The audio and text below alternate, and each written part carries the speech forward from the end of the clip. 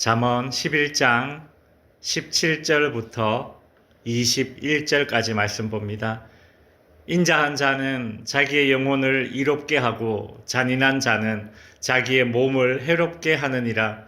악인의 삭은 허무하되 공의를 뿌린 자의 상은 확실하니라. 공의를 굳게 지키는 자는 생명에 이르고 악을 따르는 자는 사망에 이르느니라. 마음이 굽은 자는 여호와께 미움을 받아도 행위가 온전한 자는 그의 기뻐하심을 받느니라. 악인은 피차 손을 잡을지라도 벌을 면하지 못할 것이나 의인의 자손은 구원을 얻으리라. 아멘. 솔로몬은 사회와 이웃, 가정 공동체의 유익을 가져다 주는 덕목을 언급하고 있습니다. 정직, 언어의 절제, 규모 있는 생활 등이 언급되었죠. 오늘 본문도 같은 주제로 살펴볼 수 있습니다. 17절에 보시면 인자한 자는 자기의 영혼을 이롭게 하고 잔인한 자는 자기의 몸을 해롭게 하느니라. 사회와 이웃, 가정 공동체에 유익이 되는 그 덕목은 무엇인가 하면 인자함입니다. 요즘 한국 사회를 보면 참 다들 사납게 사는 것이 아닌가라는 그런 생각이 듭니다. TV에 나오는 사람들, 유명한 유명인들, 그들의 스캔들이 종종 이제 도마에 오르는데요. 물론 공인으로서 영향력이 있기 때문에 일반인들보다는 좀 더 엄격한 잣대를 사용할 수 있겠지만, 그러나 우리가 정의의 이름으로 너무 엄격한 잣대를 들이밀면서 온갖 잔인한 말과 평가들이 한 사람의 인생을 난도질하는 건 아닌가, 그런 생각이 듭니다. 좋을 땐 엄청 죽여 세우다가도 뭐라도 하나 실수라도 하면 득달같이 달려들어서 뭐라도 하나 걸려봐라, 이런 심산으로 살아가고 있습니다.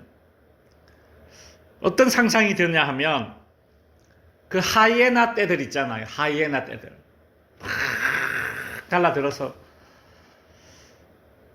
오늘날 우리가 너무 잔인한 시대를 사는 거 아닌가 싶습니다. 그러니 어떻게 됩니까? 그게 너무 괴로워서 그냥 스스로 목숨을 끊기도 하고 그런 거죠. 이러한 시대에 공동체에 유익이 되는 공공의 선, 인자함을 그리워하게 되는 거죠. 사람들이 이게 효율적이야, 그리고 이게 정의지, 그 두 가지 명목으로 사람들이 그렇게 사나워질 수 있고 인자함이 사라지고 잔인해질 수 있다는 겁니다. 정말 답 없는 인생에 그 인생의 죄 문제를 해결할 수 있었던 것은 인자함 아니었습니까? 하나님의 예수 그리스도를 통해 실현된 그 하나님의 인자함 헤세드만이 이 답 없는 인생들의 해결책이 되지 않았었습니까? 우리는 기억해야 합니다. 율법의 어떤 엄격함, 그것이 아니라 복음에 나타난 예수 그리스도를 통해 실현된 하나님의 인자함이 답이었습니다. 나는 정의를 실현한다, 그 명목으로 내가 좀 효율성을 좀 끌어올려보자, 그런 명목으로 무자비하게 되지는 말아야 하는 것이죠. 인자함도 자기에게 되돌아오고 잔인함도 자기에게 되돌아옵니다. 사람들이 왜 이처럼 잔인하고 사납게 되었을까? 그 이유를 그 원인을 18절에서 찾자면 삭 때문입니다. 즉 소득이죠. 한마디로 돈이 사람으로 하여금 이 세상을 그토록 무정하고 때로는 잔인하게 살도록 만드는 원인이 되는 것입니다. 그러나 솔로몬은 18절에서 악인의 삭은 허무하다 그리 말했습니다.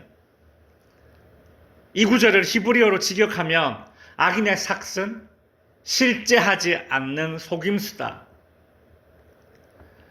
실제하지 않는 속임수라고 하니까 저는 뭐가 제일 먼저 떠오르느냐 하면 사막의 신기루가 떠오릅니다.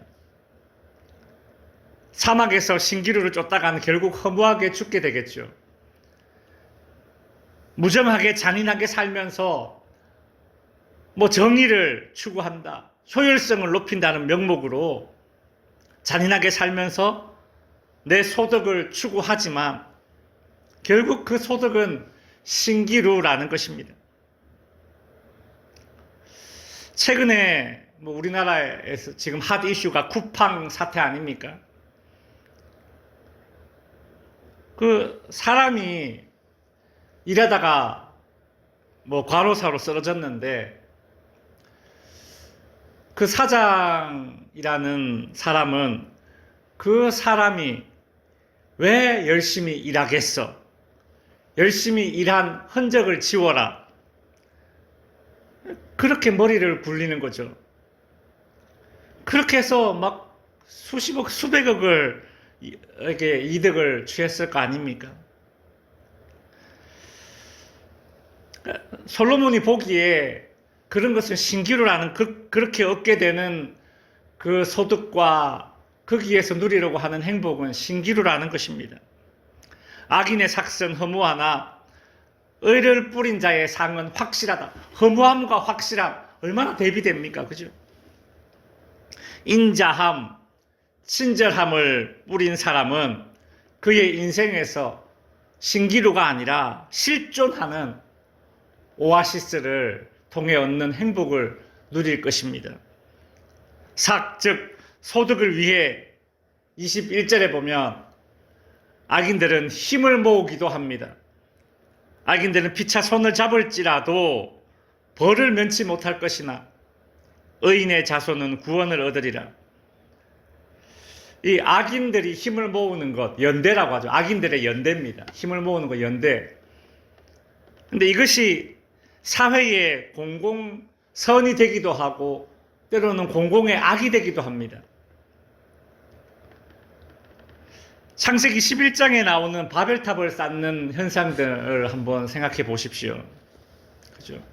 힘을 모아서 공공의 선을 이루는 연대가 아니라 공공의 악을 이루는 연대를 한 것이죠. 사람은 기본적으로 어디에 소속되었을 때 안정감을 느끼고 또 연대하여서 업적을 이루면 그 성취감이 매우 큽니다. 그러나 우리 그리스도인들은 이 사회의 공공선에 이바지하기 위해서 연대를 함에 있어서도 매우 신중해야 합니다. 왜냐하면 나의 의도와 상관없이 악한 자에게 힘을 실어주는 그런 결과를 낳을 수 있기 때문입니다. 그 해결책은 내가 다른 누구와 혹은 어떤 세력과의 연대를 이루기 전에 우리는 그리스도인으로서 내가 개인적으로 하나님과의 연대를 우선적으로 견고히 해야 합니다. 그리고 두 번째로는 성도를 이루어야 합니다. 성도가 뭡니까? 거룩한 물이 아닙니까? 거룩한 물이 도자를 쓰잖아요. 성도란 거룩한 물이라는 뜻인데 우리가 성도를 이루어야 합니다. 교회에서 겉돌면서 신앙의 아웃사이더가 되어서는 안 되는 것이죠. 성도로서 거룩한 무리로서의 소속감을 내가 가지고 있어야 우물에서 숭늉 찾듯이 엉뚱한 곳에서 소속감을 취하려고 하지 않을 것입니다. 말씀을 정리하겠습니다. 그런 말이 있습니다. 고기도 먹어본 사람이 잘 먹는다, 뭐 이런 말 있잖아요. 경험의 그 영향력에 관한 이야기죠. 얻은 경험이 주는 경험으로 그렇게 이어질 수 있습니다. 즉, 인자를 얻은 경험이 인자를 베푸는 경험으로 이어질 수 있는 것이죠. 솔로몬이 말하는 사회와 이웃을 이롭게 하는 인자함, 그것은 참 인자함, 헤세드를 경험했을 때에 복음 안에서 하나님이 보내신 예수 그리스도 안에서 인자함을 경험한 자는 세상을 향해 인자함을 줄 수 있을 것입니다. 거룩한 물이 성도를 통해서 얻은 그 소속감이 저와 여러분으로 하여금 부지 중이라도 악한 자와 연대하지 않도록 지켜줄 것입니다. 기도하겠습니다. 하늘에 계신 우리 아버지여, 이름이 거룩